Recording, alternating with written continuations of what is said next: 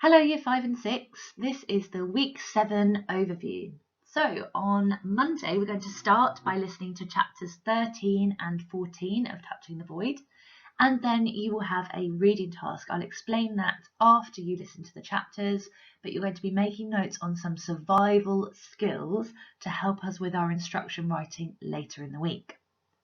On Tuesday you're going to listen to chapter 15, that's actually the end of the book Year 5 and 6. Then you'll have a reading task which will be to continue making your notes on survival skills.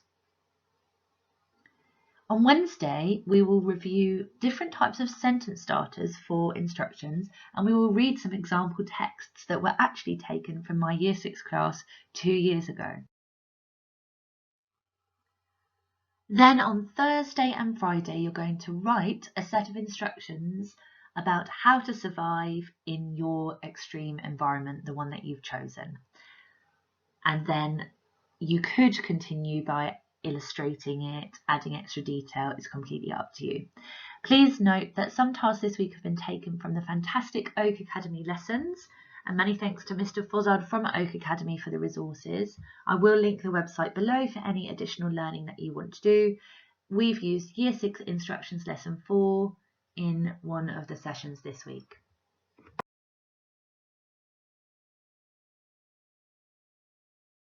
Chapter 13 Bomb Alley. Except for the frostbite in my fingers, my body felt healthy. But I still felt empty inside. Richard was worried about me. He thought we should return to Lima as soon as possible. The idea was sensible, but I just couldn't leave immediately. I looked at the mountains. They were holding me there, refusing to let me go. "I think we should leave," Richard spoke suddenly. "What?" "It's just, I'm not ready," I said.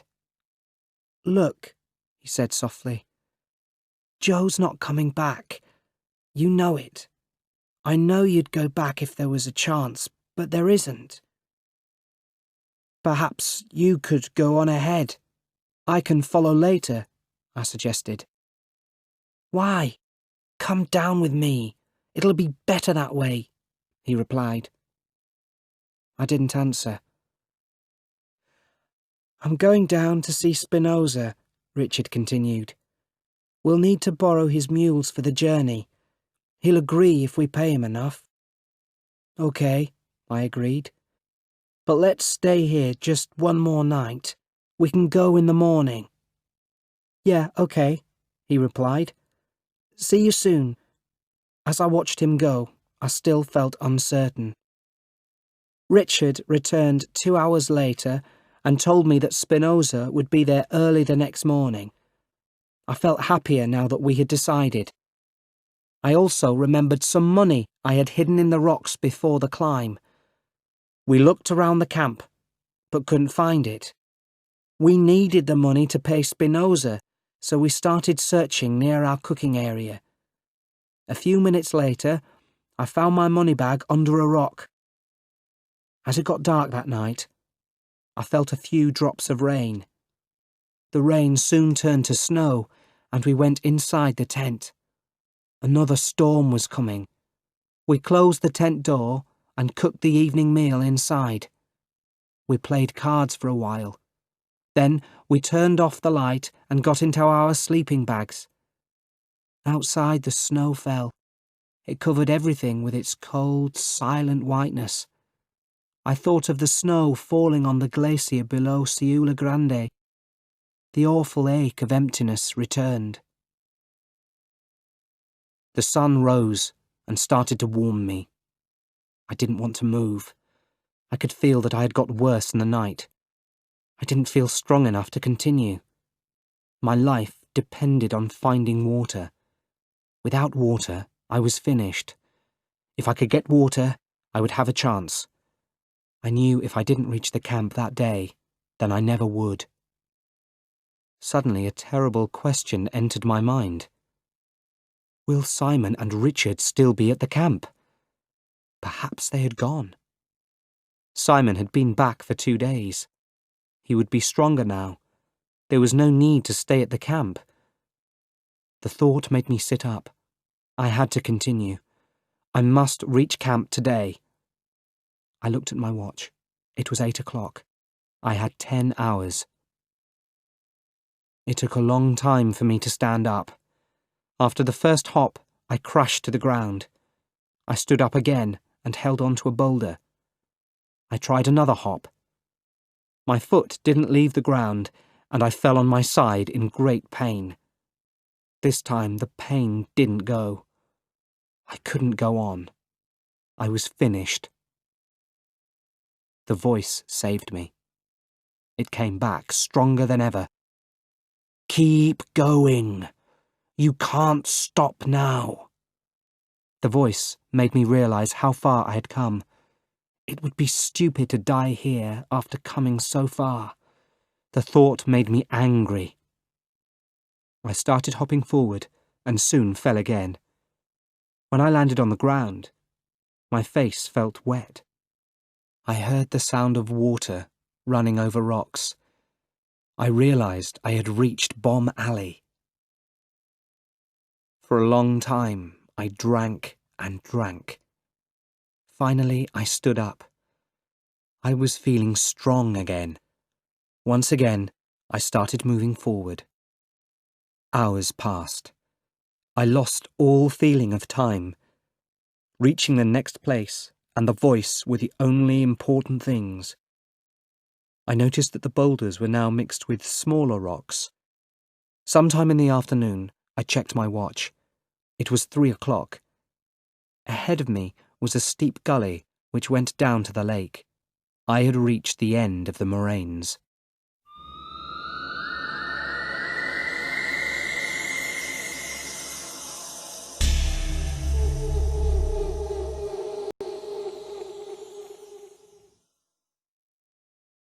Chapter 14.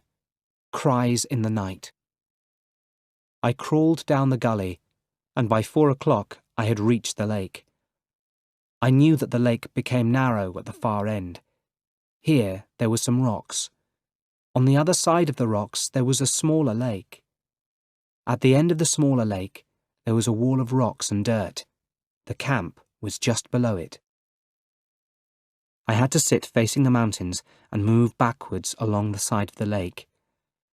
I was feeling extremely tired again, but I listened to the voice and kept moving. 2 hours later, I reached the second, smaller lake. By now, I was feeling terribly weak. The idea that Simon and Richard had left the camp came back and filled me with fear. The weather was getting worse again, too. Huge clouds were moving down from the mountains. Moments later, the sun disappeared. I kept moving until I reached the wall at the end of the second lake. I stood up just as it started to rain. I hit my axe into the rocky wall and jumped forward with my good leg. The wall wasn't very high, but it took a long time to reach the top. From there, I looked down towards the camp. I couldn't see the camp. The whole valley was filled with clouds which hid everything. I moved slowly down the far side of the wall. It was almost dark now, and it was snowing. Had Simon and Richard gone? I just didn't know. Simon! I called. Simon! I waited. There was no answer. I lay against a boulder. I was feeling terrible. I was completely exhausted. I was colder and weaker than I had ever been. And I was lost. Which way should I go? I had no idea. I moved forward into wind, cold, and darkness. Hours went by and my head was full of strange thoughts. A song I didn't like came into my head. It was mixed with pictures from my past. I heard the sound of people laughing, screaming, and crying. I wanted to turn off these mad thoughts and sleep. But the voice was still there. "Don't!" it cried. By now, I was sleeping, waking, crawling, and sleeping again. I didn't think I would survive. Once I realised that I was on the dry floor of the river, but then I fell asleep. When I woke, I had forgotten again. Sometime during all this, the voice disappeared. I had nothing to keep me going any longer. I was going to fall asleep. I knew if I fell asleep, I might not wake up again, but I was too tired to fight. It was a bad smell that stopped me falling asleep. When I smelt it, I suddenly woke up completely. I knew where I was. I was sitting in the toilet area of the camp. The smell was awful, but I was too tired to move any more. I could only shout, "Simon!" I cried as loud as I could. "Please be there. You must be there. Come on! Help me, please. Help me." Snow hit my face, the wind pulled my clothes, and the night stayed black. Warm tears ran down my face. "Help me." The night ate my words. Simon and Richard had gone. There was nothing left. Suddenly, I saw coloured lights moving through the darkness. What were they? Was I imagining things that weren't there? I saw a brighter light. The tents! They're still here, I thought. Then I heard voices. They were coming closer. "Joe? Is that you? Joe?" It was Simon. I tried to shout back, but nothing came out. I started crying and fell to the ground. "Over there! Over there!" I heard the shouts. Seconds later, I was covered in light. "Help me! Please help!" I felt strong arms around my shoulders pulling me. Suddenly, I could see Simon's face. "Joe! Oh my God!" Simon called out to Richard. "Help me! Lift him!" Together, they carried me into the tent. "It's okay. I've got you. You're safe," Simon said. Simon and Richard carried me into the tent. They fed me and gave me cups of hot tea. There was too much to say, too much to explain. That could all be done later, except for one thing. I looked at Simon. "Thank you. You did the right thing." Simon nodded silently. "Thank you," I said again. I knew I could never thank him enough. He turned away. "I've burnt your clothes," he said. "What?" I was surprised. "Well, I thought you weren't." Simon laughed at the look on my face. Then we all laughed. I was back. I was with friends.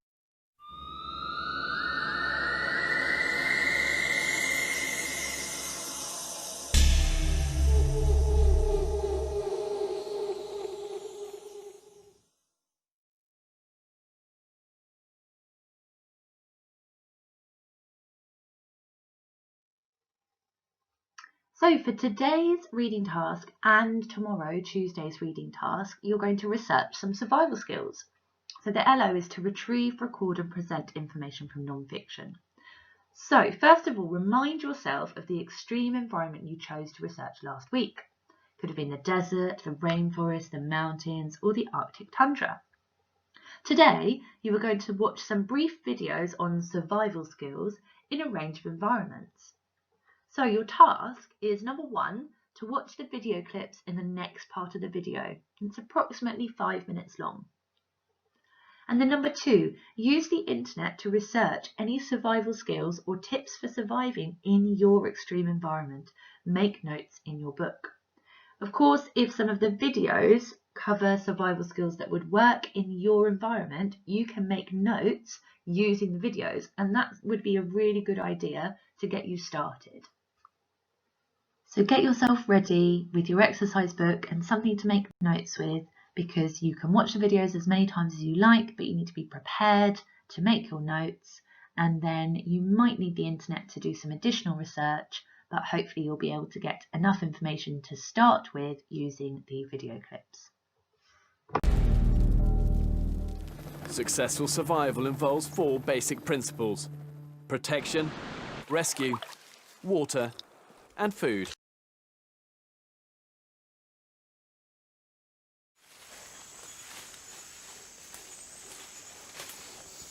Well, I'm not on a day hike now. I've got to survive here. And the first rule of survival is to stop, think about your situation, and make a plan. Anything but panic. My basic plan is to stop here for the night and make a camp. And I reckon this bit of rainforest is going to give me everything I need. Without a machete, my chances of survival would be slim, and an ordinary knife is no substitute. Lianas like this are the natural rope of the forest. And I'm going to take this little one to help me tie my shelter together. I'm going to leave the big one up there so that we don't denude the forest.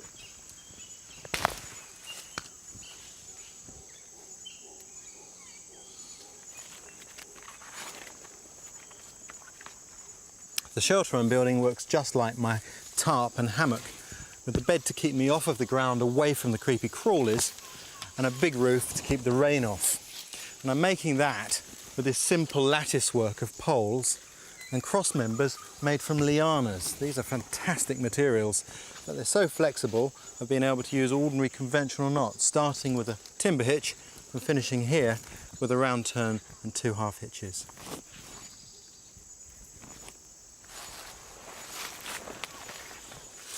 To thatch my shelter, I'm going to use these, the fronds from the sweeter palm, but I've got to be careful because the locals have told me that this is where you often find eyelash pit vipers.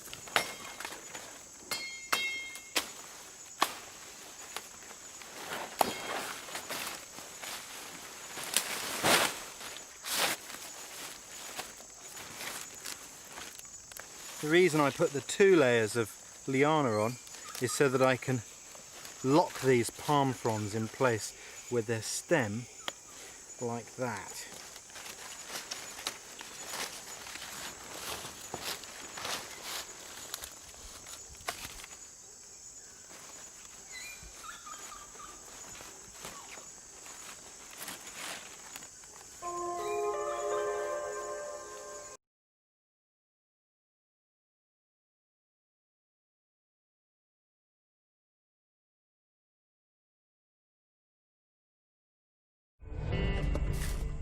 The riverbed is bone dry, but the trees are still alive, so that means that there's still water here somewhere. And if you pay enough attention, the desert will show you where to look.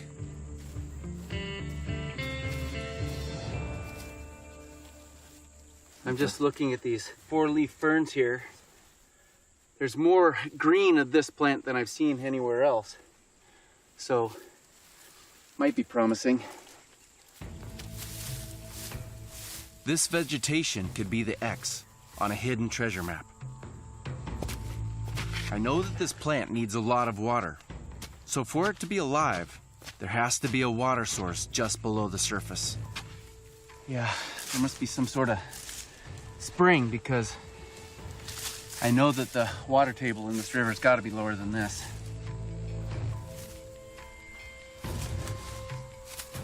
Yeah, that is wet mud for sure.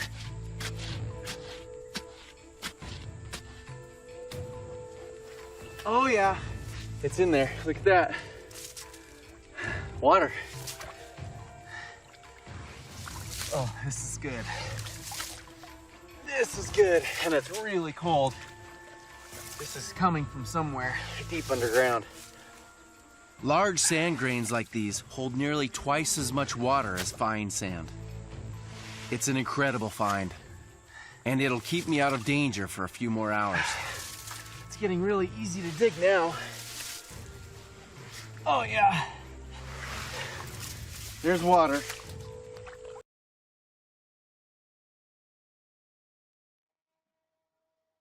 So now you've watched the videos, here are some further ideas on some survival skills you could research. Remember, try to keep this focused on the environment, the extreme environment that you want to write about. So if you've chosen the desert, you want to look at how to find water in the desert. Another tip is pop Key Stage 2 in your search term so that you get some websites that you will be able to read more easily.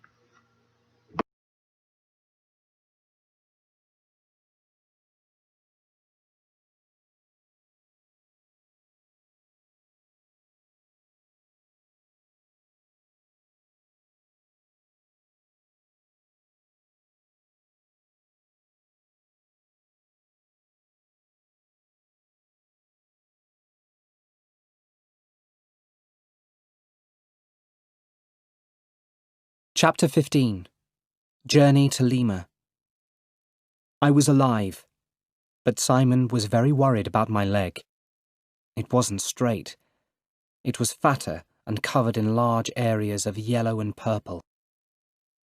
"You've got frostbite and your leg looks really bad. We have to get you out of here," he said. "But I need rest and food. I can't do a 2-day journey by mule now."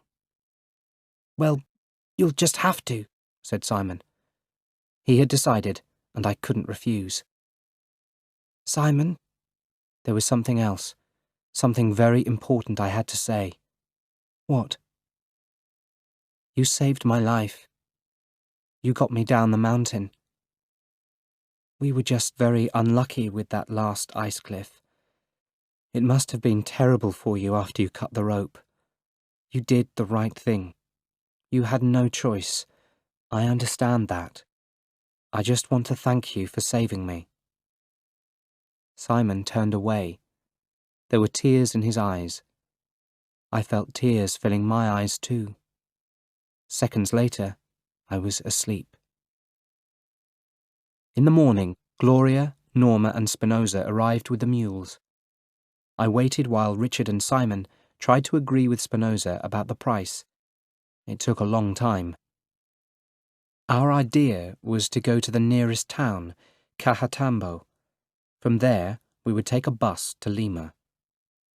We were about to go when I remembered a money bag I'd hidden before the climb. There were more than $200 in it, and we needed the money. I called out instructions to Simon and Richard, and they finally found it under a rock. Now we were ready to go. The next 2 days were a cloud of pain and tiredness. Sometimes I felt that I was getting worse, not better. I was extremely weak. I was frightened. The strong, calm voice had gone. Without the voice, I was alone. I felt that I could still die on the journey. At Cajatambo, we paid the driver of a truck to take us to Lima. We agreed to take an old man with us because both his legs were broken. The journey took 3 days. The driver spent most of the time smoking cigarettes and drinking beer. I did too. Simon also gave me pills for the pain in my leg. At the hospital, the doctors looked at my leg. They told me I needed an operation quickly, but nothing was quick in Lima. For 2 days, I had to lie in a hospital bed without food. Finally, they took me into the operating room. Suddenly, I wanted to stop the operation. I wanted to wait until I was back in England. I tried to sit up. "Please, don't," I said. I was pushed back down. I felt something going into my arm. I watched the bright lights above me slowly disappear.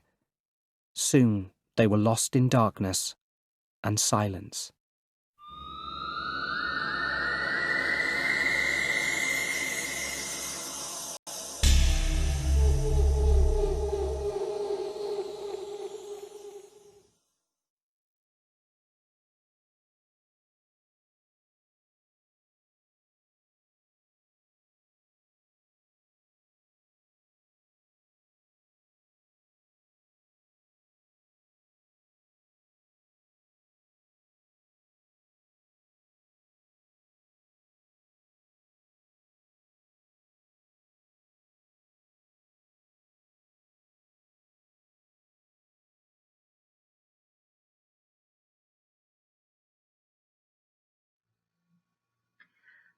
So today's task is to improve sentences using sentence starters. So for instruction writing, today our focus for mild is going to be using prepositions, which are words that tell us where or when something is.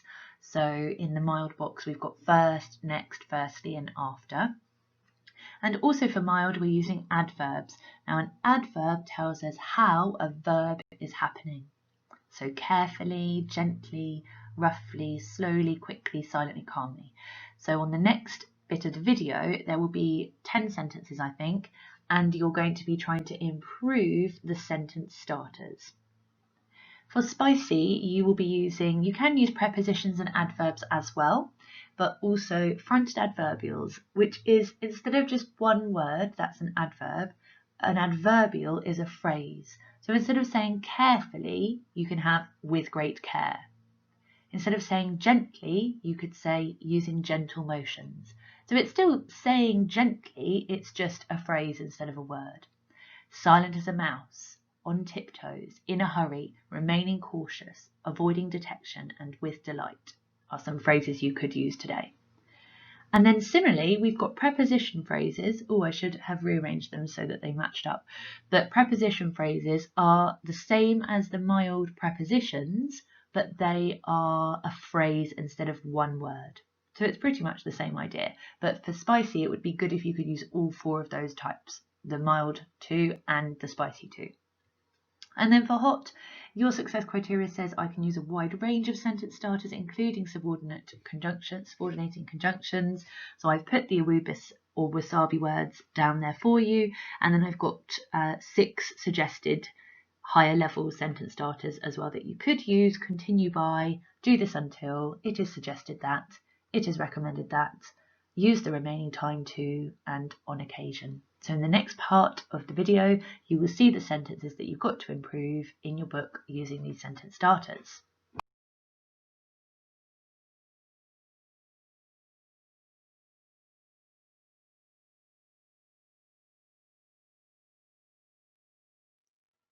Task 2 today is to read some of the examples that are coming up in the next part of the video. Just read as many as you have time for and pause each screen. These are actually examples of the writing task you'll be doing over Thursday and Friday, so tomorrow and Friday. Just bear in mind they're only sections. I haven't put the finished full pieces of writing into the slideshow. I have actually borrowed these from my class 2 years ago, so thank you very much, Year 6 from 2 years ago, just to save me having to write 8 of them myself. So I hope you really enjoy them. Hope it gives you some inspiration. As I say, read as many as you have time for. They're quite short. I've just put extracts in. And as you read them, have a think about how you are going to lay out your own instructions tomorrow, and think about whether you need to spend any more time researching survival skills before you begin tomorrow.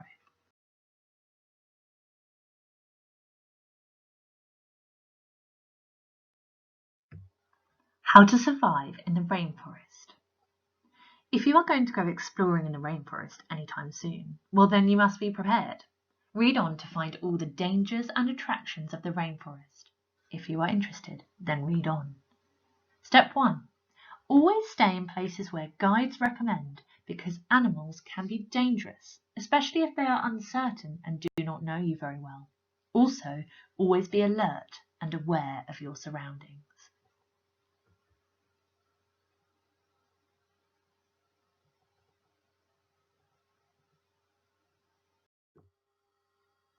How to survive in the desert. Are you going on a trip to survive in the desert? Are you worried you will not be able to survive in the desert? If you answered yes, read on. How to collect water. Step 1. First, cut open cacti to get water from the pulp. Or if you find a dried up riverbed, check if the ground is still damp, because you can find water by digging into it. Step 2. Set up a container that can keep water in it overnight so you can drink the rain. You have to drink it before the sun rises.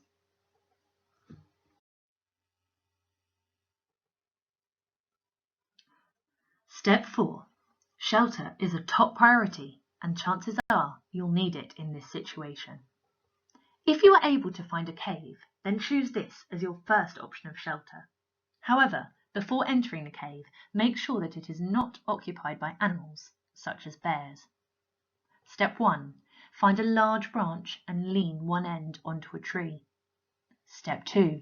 Place smaller branches at 45-degree angles along the length of the large branch. Step 3. Cover the entire structure with leaves and foliage. Step 5. Without food, you will be unable to perform these tasks. Here's how to get it. The 4-figure deadfall trap. Step 1. Gather 3 branches and a heavy stone. Step 2.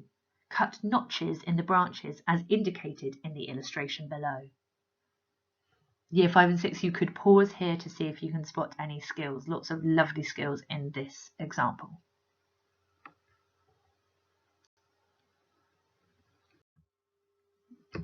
How to survive in the forest. If you are ever stuck or deserted in the forest, then these instructions will be the best for you. Step 1. Try to retrace your steps, but if you are not successful, here is what you can do. Step 2. One of the first priorities is to have water. The human body can only live up to 3 to 4 days with no water, although you can survive 3 weeks with no food. However, if you are still struggling, then the next step is how to filter dirty water, which is not healthy to drink. How to survive in the ocean. Whatever your situation is, whether you were in a plane crash or a boat accident, being stranded in the open ocean is always going to be a terrifying experience. This guide will hopefully be your lifesaver if any such situation happens to you. Step 1. Stop. You may have heard of this before, but stop is a very useful technique in survival. S. Stop. If you're in the ocean, do not flail around as it will waste your energy. T. Think. Think about where you are. Is there anybody around you who could help you or needs help? O. Observe. Is there a beach nearby? Is there rescue coming? P. Plan. If you are stranded in the ocean, planning your next move is very important.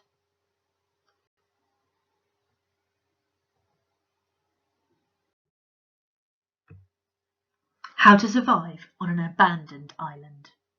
Stuck on an abandoned island? If you're not actually stuck, continue reading this to help you survive next time. 1. Get water. You need water to survive. One way to get water is to use a fish and get fish oil and then drink it. It's not healthy and not nice, but it'll work. 2. Your first priority when isolated in the open sea is to stay afloat. This means that you need to find any floating items that will support you within swimming distance. Your preference would be a lifeboat or a raft, but any item will be better than exerting the energy required paddling and keeping yourself afloat.